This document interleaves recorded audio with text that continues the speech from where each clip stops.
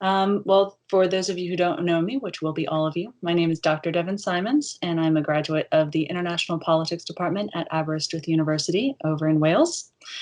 And essentially, my doctoral thesis is called The Media's War on Terror, which is quite fitting for this course. And I focused on constructing and testing a methodology for analyzing rolling live television news coverage of successful and unsuccessful terror events. So my concern was looking at how the war on terror narrative itself manifested and matured and changed over time. And I did this through 6 case studies, equal number of successful, equal number of unsuccessful, equal number of domestic to the United States, and equal number of international terror attacks and attempts.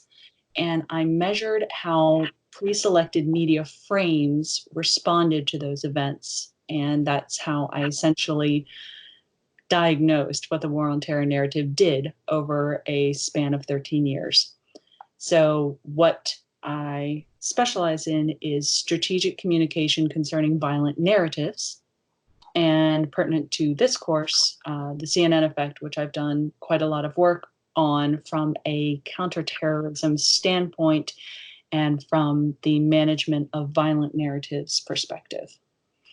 So first question is, what is the CNN effect? The CNN effect is what happens to the dialogue, happens to the relationship between civilians and their government when the government no longer has complete autonomy over how war is communicated.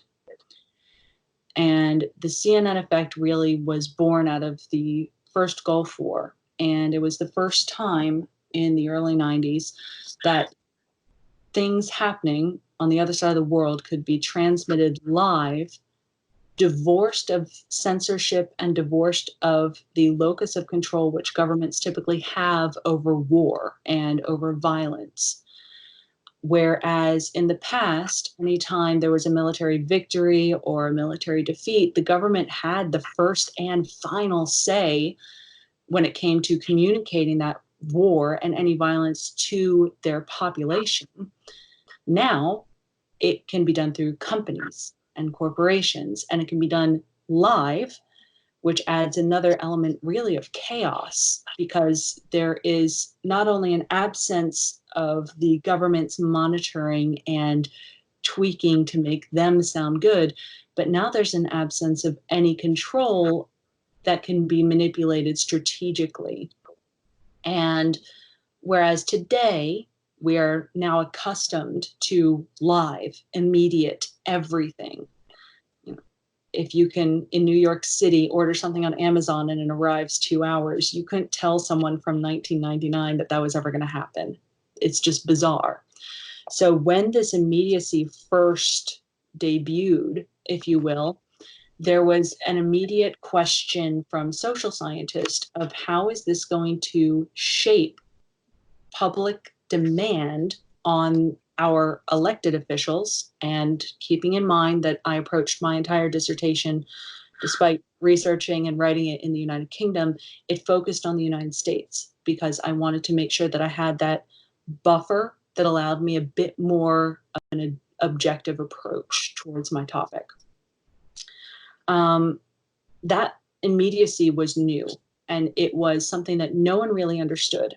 And so Pierce Robinson, in his 2002 book, The CNN Effect, The Myths of News, Foreign Policy, and Intervention, he focused on this from very much a perspective of trying to understand government intervention in humanitarian crisis. He did not look at this, and he did not approach the CNN effect as, oh, look, corporations are going to take over war and going to take over the topic of war, because that wasn't his concern. He was concerned about how public opinion, now that it could be exposed immediately to violence, would then shape policy. And that's the key that a lot of people leave out with the CNN effect. The effect that he's speaking to is the public demanding action by the government. That is the effect. That is the crux of it.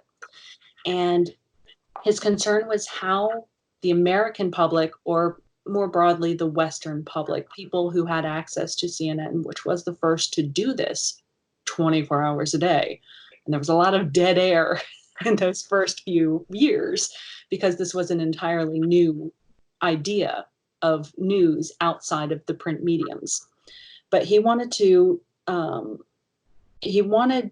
the media's coverage of humanitarian crises to prompt a public response and make the public demand of their elected leaders or any leaders action, because he perceived the violence that was to become immediate and now as so revolutionary and overwhelming in a sense. And it was overwhelming to some audiences. If you're used to only being exposed to news first thing in the morning and then last thing at night, as newscasts were in the 70s and 80s, then this idea of newscasts going on 24 hours a day, that it almost seemed absurd to bring the immediacy of war into the living room, as was done with the Vietnam War, which is pretty much agreed upon in all scholarship to be the first televised war.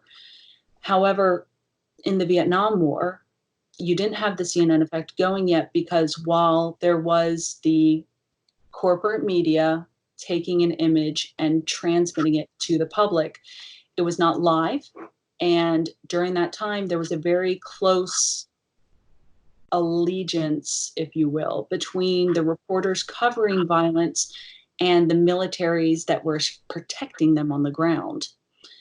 And so because you had this close relationship between militaries and news groups, the military and the government, specifically the United States government, still had this locus of control over what narratives did come out, which is why the botched war that was the Vietnam War was dragged on for so long, is because of that tenuous iota of control that the government still had over the narrative during the editing phase.